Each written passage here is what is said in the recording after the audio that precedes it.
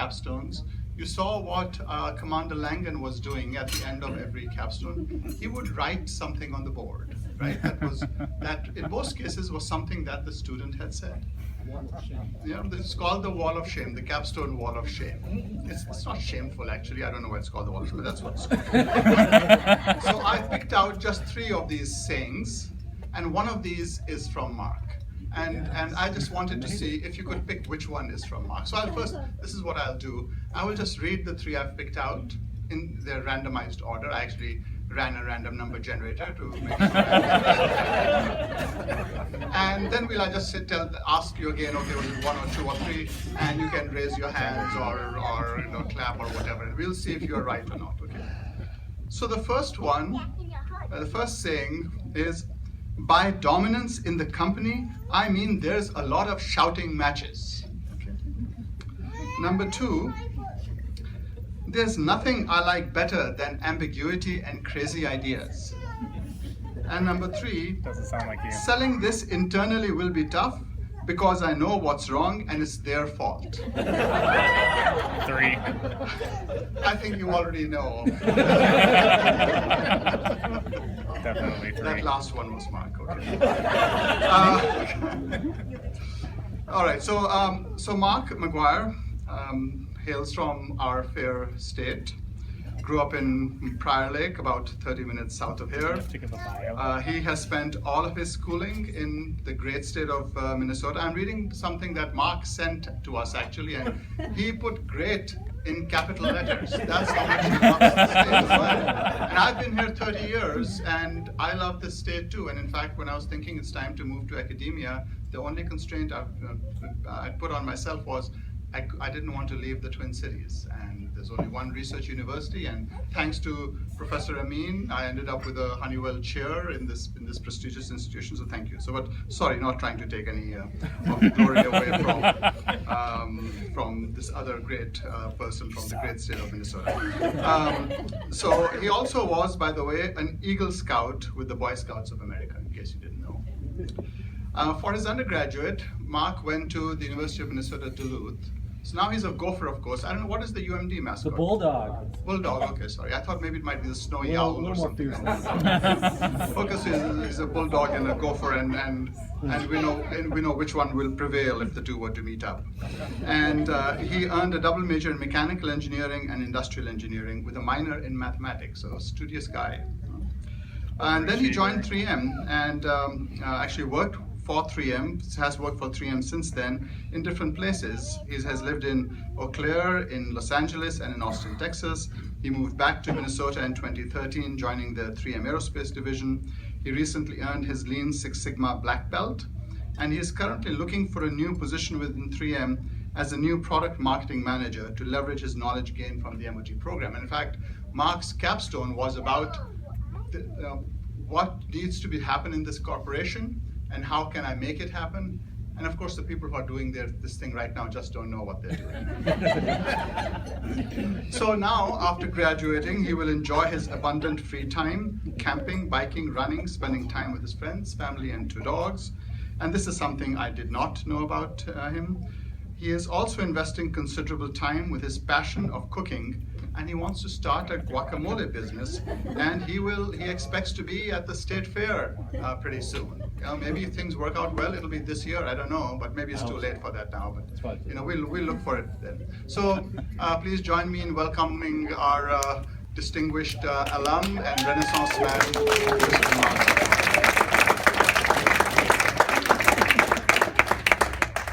Wow, the pressure's on, huh? You guys remember what Amin said? Pay attention, be amazed, but please don't talk about this, all right? I think. Excuse me. Master, Doctor, Professor, His Royal Highness, Dr. Amin. Dr. So as you heard, I do love food and I love cooking. Cooking, eating, everything about it. I even encourage my group to do a project, a marketing project about food. We evaluated the grocery store market in the Twin Cities for Professor Sony's class. We got to map out all the players, the strengths and weaknesses, the new competitors in the market. I gladly visited many of the grocery stores as research. We learned that one big difference in popularity between cup foods and Hy-Vee or Whole Foods is the quality of meat. It's not just the quality of meat and produce, but Hy-Vee provides a superior shopping experience. So like shopping at Hy-Vee, I think the MOT program here at the University of Minnesota provides that experience that is the most rewarding thing I've had in my career, and I hope you have as well. We all have been taught by industry-leading experts here at the university that teach in their spare time. And we've heard stories about their startup companies, their experiences as chief technical officer or vice president of their organizations. We've also heard about articles that they've written for the Star Tribune or Forbes magazine, or the boards that they serve on to support their community. This is just one piece of the pie of the experience we've had here. Oh, I really like pie. But in the MOT program, we've also experienced a vast perspective on technology development, implementation, and the usage at the 18 different companies that we work at. We've all shared personal stories on product development that has gone well and not so well. And we've shared our stories on our career paths that have gone well or not so well. But it's this classroom experience that we've had, which is the main reason I chose the MOT program here at the U over other online offerings. Yeah, sure, Saturday class on a nice sunny Saturday afternoon in May is WOT, or the worst of all times. But when you spend it with your friends and you're learning about spider silk and how it's going to revolutionize the outdoor performance apparel market, that's pretty awesome. But all things considering, the 2-week International Management of Technology course we had was definitely the greatest experience of the program. So in January, we all went abroad, the whole class, with 2 distinguished faculty members. And we traveled to Shanghai, China, and to Singapore. And the access that we had to the individuals at these top companies in these countries could only be granted because we were part of the MOT program. And we learned about technology and industry megatrends in the region, and the opportunities and challenges that these companies face to keep up with the pace of technology. We learned about how to start a business in the fast-growing markets of Southeast Asia. And some of us even had the opportunity to eat snake or scorpion. Angie? Overall, it was an unmatched and valuable experience that we are all leveraging now in the companies here in Minnesota. And we all develop memories that we'll keep forever. So since we are all either engineers or scientists or technology professionals, we all love details, particularly in the form of numbers. So to close some things out here, I have a few statistics to share with you which summarize our experience and our perspective of the MOT program.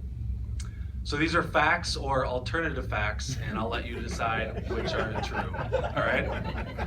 So the number of months we were in the program, 21. The number of courses, 24.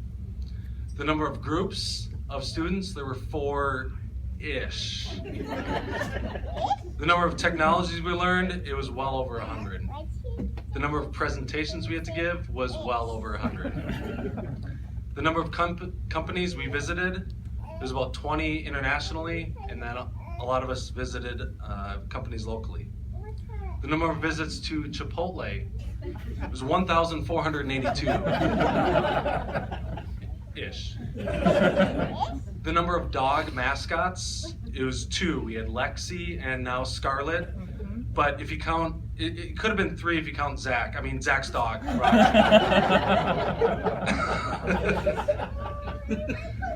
The number of new friends we made was 18. The number of degrees, just 1.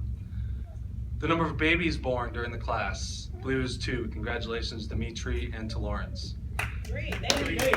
And Nate. 3. The number of nationalities represented by our class, I believe, was 5, from India, Japan, South Korea, USA, and the United Kingdom. Canada? That's not. We outnumber UK. I don't know. Is that really country? The number of ugly Christmas sweaters worn to class, I believe, was 6, 7 if you count Emily, because we tricked her to wear it the day that no one else wore it. The number of promotions that classmates received during the program, I think it was 5. So congratulations to Nate, Paul, Angie, Rebecca, and Ben, and anyone else who I may have forgotten. The number of chocolate cakes served during the program, not enough. So Sorry. I tried. the number of miles on Lee's minivan, over 30,000. That man drove everywhere. Did a lot of traveling. Number of ambassadors we met, 1 in Singapore. That was an awesome experience.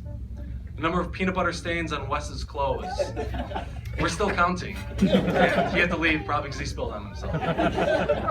The number of taxis we hailed in China, 0. And the number of dollars spent on tuition, we're still counting that as well. But honestly, myself and these students here would not be here graduating today if it weren't for the friends and families here supporting them. So I want to speak to you, friends and family, grandparents, parents, and kids, for all the lonely nights, the missed special events, the lack of vacations, or the inside jokes you had to listen to and have to laugh at but not have any idea why it's so funny. We thank you. So a very special thank you to all the friends, family, children, parents, and grandparents here tonight. Thank you.